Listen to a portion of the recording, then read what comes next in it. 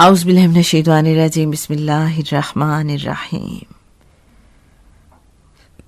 اللہم صلی علی سیدنا و مولانا محمدی نبی الامی وعلی آلہ و صحبہ و بارک وسلم۔ محترم خواتین و حضرات، السلام علیکم۔ سیرت النبی صلی اللہ علیہ وآلہ وسلم پر اعجاز احمد کی لکھی ہوئی صدارتی ایوارڈ یافتہ کتاب محمد رسول اللہ کا آج کا عنوان رسول اللہ کے مہمان۔ بہت سے مہاجرین ایسے ہیں جن کے رہنے کے لیے کوئی گھر نہیں ہے، ان کے لیے بھائی چارے کا انتظام نہیں ہو سکا، یا یہ لوگ مواخات کے بعد ہجرت کر کے مدینہ منورہ آئے ہیں۔ یہ لوگ رسول اللہ صلی اللہ علیہ وآلہ وسلم کی خاطر اپنا گھر بار چھوڑ کر مدینہ منورہ آ گئے ہیں۔ رسول اللہ صلی اللہ علیہ وآلہ وسلم نے ان لوگوں کے لیے مسجد میں ایک چبوترا بنانے کا حکم دیا ہے۔ ایسے تمام لوگوں کے لیے جنہیں رہنے کے لیے کوئی جگہ نہیں ملی، یہ چبوترا گھر کا کام دیتا ہے۔ یہ چبوترا بھی کھجور کے پتوں اور شاخوں کی چھت کے نیچے ہے۔ یہ چھت انہیں دھوپ اور بارش سے بچاتی ہے۔ بنیادی طور پر یہ چبوترا اس لیے بنایا گیا ہے کہ لوگوں کو رہنے اور سونے کے لیے جگہ مل جائے۔ آہستہ آہستہ یہ چبوترا دارالعلوم میں تبدیل ہوتا گیا۔ مسجد میں رہنے والے سب سے زیادہ توجہ لکھنے، پڑھنے اور سیکھنے پر دیتے ہیں۔ عبادہ بن صامت ان لوگوں کو لکھنا، پڑھنا اور قرآن مجید سکھاتے ہیں۔ ان میں سے بہت سے لوگ علم و عمل کے کمال تک پہنچے۔ اس دارالعلوم میں پڑھنے والے آنے والے وقت میں بڑے بڑے عالم بنے۔ یہ اسلامی دنیا کا پہلا اقامتی دارالعلوم بنا۔ مسجد نبوی کے اندر مسلمانوں کی شعر و سخن کی محفلیں ہوتی ہیں۔ جنگ میں زخمی ہونے والے مسلمانوں کے خیمے بھی مسجد میں لگائے جاتے ہیں۔ رسول اللہ صلی اللہ علیہ وآلہ وسلم کے پاس کوئی صدقہ لے کر آئے تو آپ صلی اللہ علیہ وآلہ وسلم اسے ان صحابہ میں تقسیم کر دیتے ہیں۔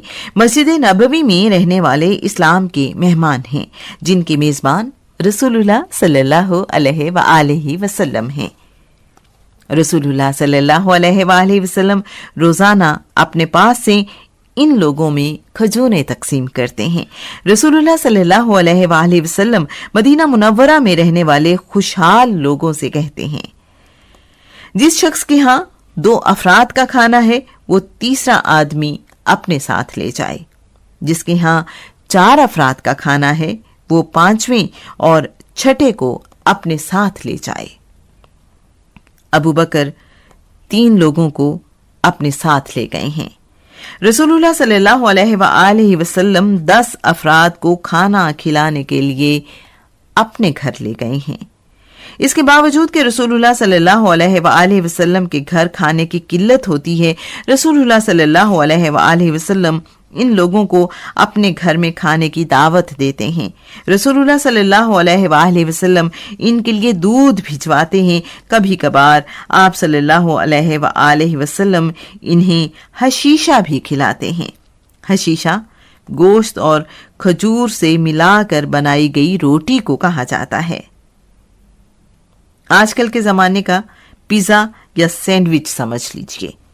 ایک بار رسول اللہ صلی اللہ علیہ وآلہ وسلم نے انہیں ہیسا بھی بنوا کر بھجوایا ہے۔ ہیس کھجور، مکھن اور آٹے کو ملا کر بنایا جاتا ہے۔ رسول اللہ صلی اللہ علیہ وآلہ وسلم سرید بنوا کر بھی اپنے مہمانوں کی خدمت کرتے ہیں۔ مسجد نبوی میں رہنے والے غریب ضرور ہیں لیکن بہت خوددار۔ یہ لوگ غربت کے باوجود کسی سے مدد کی درخواست نہیں کرتے۔ یہ لوگ بازار جا کر مال خریدنے والوں کا سامان اٹھاتے دوسروں تک پہنچانے کا کام کرتے ہیں۔ ان میں سے کوئی لکڑیاں کاٹ کر لاتا اور بیچ دیتا ہے۔ کچھ لوگ خرید و فروخت بھی کرتے ہیں۔ ان میں سے اگر کوئی شخص رقم کمانے میں کامیاب ہو جائے تو اپنی کم آمدنی کے باوجود اپنے ساتھیوں کے لیے بھی کھانے پینے کا سامان لے کر آتا ہے۔ پہلے اس چبوترے کے نیچے صرف مہاجرین ہی رہتے رہے، بعد میں کئی انصاری بھی رہنے لگے ہیں۔ رسول اللہ صلی اللہ علیہ وآلہ وسلم سے ملنے والے وفود بھی آ کر یہیں ٹھہرتے ہیں۔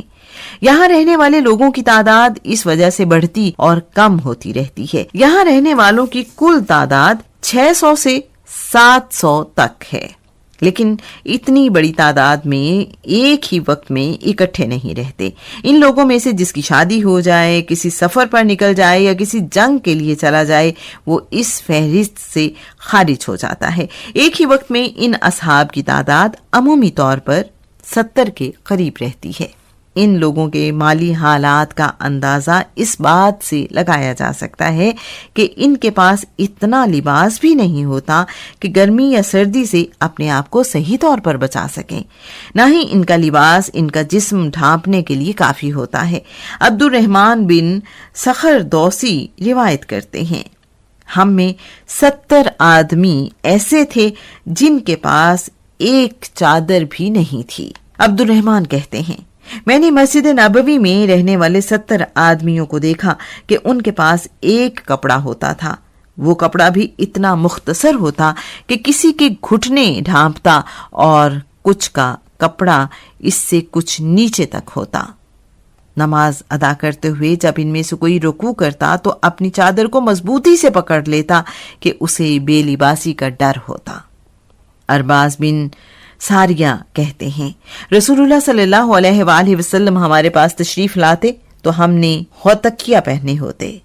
ہوتکیہ سر پر باندھنے والے ایک قسم کے کپڑے کو کہتے ہیں۔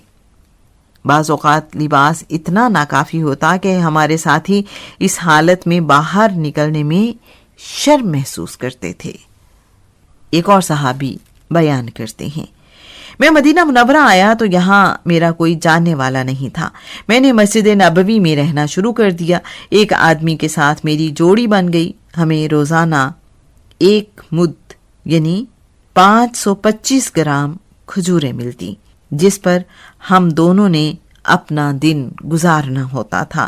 ایک دن رسول اللہ صلی اللہ علیہ وآلہ وسلم نماز کے بعد لوگوں سے بات چیت کر رہے تھے کہ ایک آدمی کہنے لگا، اللہ کے رسول صلی اللہ علیہ وآلہ وسلم، مستقل کھجوریں کھانے سے ہمارے پیٹ جل گئے اور خنف پھٹ گئی ہے۔ خنف معمولی سوت سے تیار ہونے والی یمنی چادر کو کہتے ہیں۔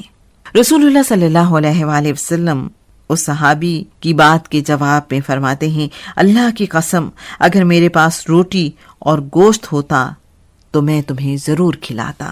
مہاجرین تو اپنا سب کچھ لٹا کر مدینہ منورہ آئے ہیں۔ انصار میں بھی سب لوگ امیر نہیں ہیں، ان کے لیے اپنے گھر کی ضرورتیں پوری کرنا بھی مشکل ہے۔ ایک اور صحابی کہتے ہیں، میں نے اور میرے ساتھی نے 18 دن ایسے گزارے کہ ہمارے پاس کھانے کو کچھ نہیں تھا۔ ہم نے یہ دن درختوں کے پتے کھا کر گزارے، پھر انصار نے ہماری غم گساری کی اور ہمیں کھلایا پلایا۔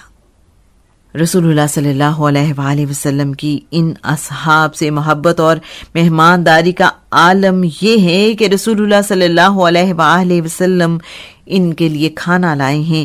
رسول اللہ صلی اللہ علیہ وآلہ وسلم ان سے کہہ رہے ہیں، اللہ کی قسم جس کے قبضہ قدرت میں محمد کی جان ہے، آج محمد کے گھر میں اتنا ہی کھانا موجود ہے جو تم لوگ دیکھ رہے ہو۔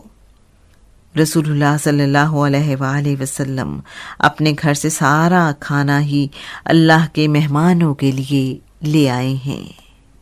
سیرت النبی صلی اللہ علیہ وآلہ وسلم پر اعجاز احمد کی لکھی ہوئی صدارتی ایوارڈ یافتہ کتاب محمد رسول اللہ کا اگلا موضوع اب تم اور میں باقی رہ گئے ہیں۔ سنتے رہیے سیرت النبی صلی اللہ علیہ وآلہ وسلم رخسانہ بشیر کی آواز میں۔